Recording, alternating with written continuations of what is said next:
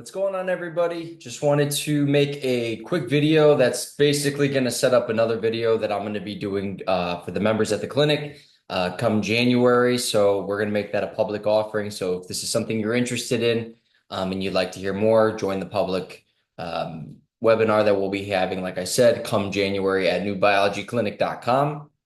And all that to be said, what I'm going to prequel here today is the relationship between the kidneys, the bladder, and the heart.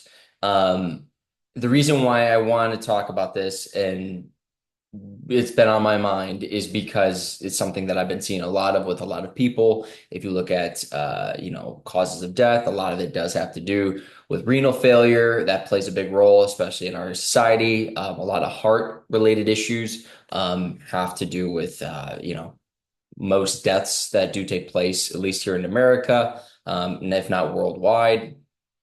And so all that to be said is that we do see that there is this very strong correlation and connection to the heart, the kidneys, our bladder, our body's ability to remove that type of waste, as well as in relationship to, again, our well-being. So what I want to talk about here today is taking this lens of how the body, what is the body showing us? What is it telling us purely by what we see?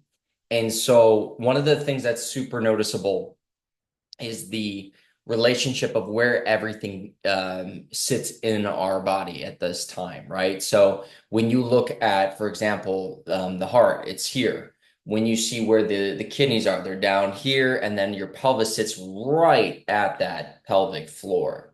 So it's sitting right at the bottom of our quote unquote core. The one thing that I want to draw attention to is the ability to understand that when we then look at how blood and everything moves through the body, right? Everything comes back through the heart and then it finds its way out and disperses through. There's like a pulse, an oscillation, a vortex that's created in the heart and then it goes outwards. The thing to know is that as much as we're focusing on that outward momentum of blood moving, some people don't even think it flows, but we do understand that it does. There is a pulsing, a vortex that is being created to create charge. So there's an outward charge that is taking place to the rest of our body. That being said, there needs to be that return of that charge, right? So the arteries are what send it out from the heart. The veins are what bring it back to the heart. And understanding also that the arteries, right, that pulse, that charge has to go out to all the different organs. There's connections to every bit of our body to get that pulse to every corner, every crevice of our vessel. But at the same token, those veins need to bring that current back, that energy back. You can't keep it out all the time. It has to continue to flow. There needs to be reciprocation. Why? Because we need to move those toxins. We need to move that any sort of pooling that will possibly take place.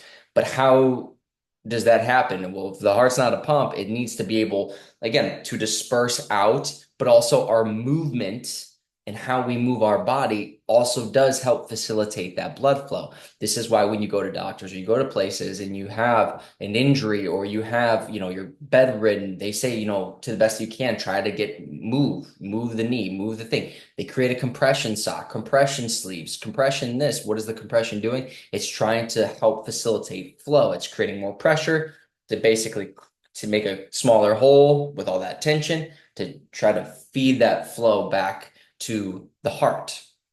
And when you understand this piece of it, or we can recognize this piece of it, it's then going, okay, well, wait a minute.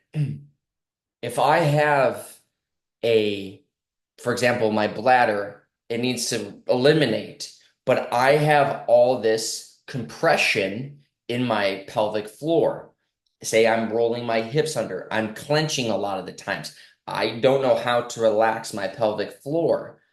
I can't have those muscles. They're always, think of it, they're always flexing because we're always in a contracted state for a lot of people in our pelvic floor, or we haven't been able to learn how to pelvic breathe. This is something we do with a lot of pre-postnatal clients and members and just people looking for how to help facilitate birth.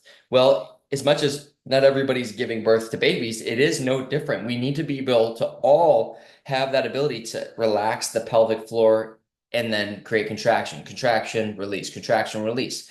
And why is that? Because is your bladder leads that into the urethra, and it needs to be able to pass through that pelvic floor into your sex organs and be able to also help release that tension.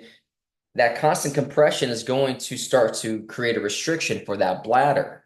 So if it can't properly eliminate, it can't move that plasma out of the body, it's not going to be able to also, when you're sending it back to the heart, that tension is going to eliminate or restrict rather that flow back to the heart.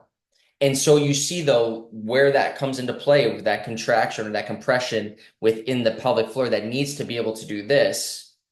You also then see it if you work your way up past the kidneys, you see it in your diaphragm. So if we're always sitting like this and we're always compressed, we're now starting to see, okay, well, my pelvic floor doesn't have this ability for a lot of us. That breath, release, relaxing the sphincter and coming in and out of that, creating flow. When you do contraction, release, that's flow. That is movement, that's charge, that's motion. You're not getting that. But again, if you're sitting and couple that now with the diaphragm being compressed, same thing. That diaphragm doesn't get to go contract, release, contract, release.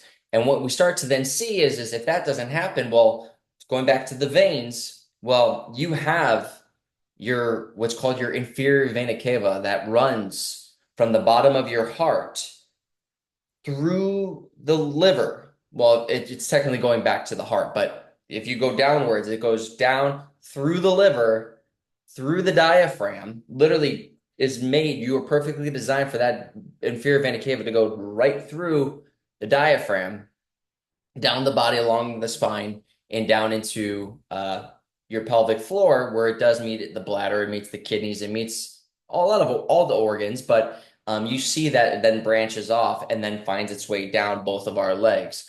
And so you see that if that compression is taking place in the hips, we're cutting off that charge, that increased charge back to the heart. Same thing with the diaphragm. The diaphragm's compressed. Our question, are we not putting compression then on those areas for that flow of energy, that charge to, again, make its way back up? And if we sit there and sit long enough, you're going to feel that tension. You might feel, some people might feel like, oh, dude, like my heart, this and that. They need to do this. There's all this. The body's tight. It's sore. Why does it want to go here? Well, yeah, I'm sitting here all day, but it's going, we need charge, man. We need to increase that flow. And so when you have a tight pelvic floor and we're not, again, contraction, release, same thing with the diaphragm, breath, contraction. When we take a deep exhale, release, we need that space. It's not just to get more lung air into the lungs and then obviously I mean, that plays a huge role, but it is also, we're creating space within the body. We're allowing that contraction release to move on those veins, to move on those arteries. So when we look at how many people in society are having renal failure or having bladder issues or having just urinary tract infections, we're getting all these different things. It's going, well, what's causing it? Well, we know it's a process of eliminate, or it's a form of elimination, just like the skin is, just like, going, other bathroom breath is another form of detoxification, elimination. But we start to understand that that compression is a huge, huge factor in the body's inability to get out any sort of toxins or any sort of waste that it's trying to get rid of. So then where is it going? Right? If it's not efficiently coming out of the body, it has to go somewhere, right? And so we're going to dive really deep into all of this. I know I gave a lot here now, but there's way more. But I just wanted to at least start the process, get your mind thinking of going, how am I sitting? How am I standing? How am I limiting my body's ability to remove waste from myself? Am I breathing? Am I sweating? Am I, again, creating space so I can allow my bowels and my organs to do their job efficiently? Am I creating a proper release contraction with my breath to feel all that condensing and then the space being created with each inhale, exhale? Can I feel my breath through, again, my pelvic floor? That's something that not everyone does. We practice it, as I said, a lot with pregnant or postpartum or postnatal members, clients, etc. And we see that, well, what are they doing? They're obviously very much trying to move a child through the birth canal, but at the same time, there does need to be this room, this space within the pelvic floor, within our bodies, so that way we can be not only safe and well, but we can have a proper recovery. We can understand the body a lot better, have a better relationship with our body, know what it's communicating, and so on and so forth. So I hope this helps. I hope this gets your mind at least going. If there's any questions you have, again, be sure to check out the webinar that will be public, that we will be presenting. I will be presenting in January. So be on the lookout for that. If you have more questions, reach out to our team at the New Biology Clinic or just newbiologyclinic.com. So have a great day, everybody. I'll hopefully see you all soon. Bye.